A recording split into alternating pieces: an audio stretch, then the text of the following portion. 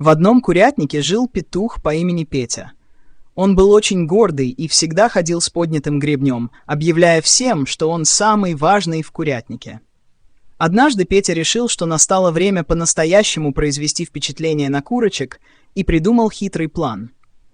Он взял будильник и спрятал его под свое крыло.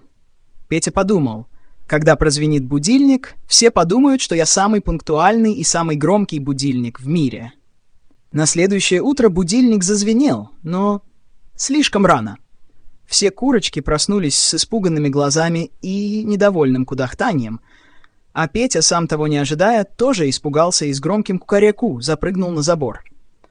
Курочки засмеялись. «Петя, какой же ты будильник? Ты сам себя разбудил!» С тех пор Петя больше не использовал будильник, а просто пел по-настоящему, в свое время, как и раньше.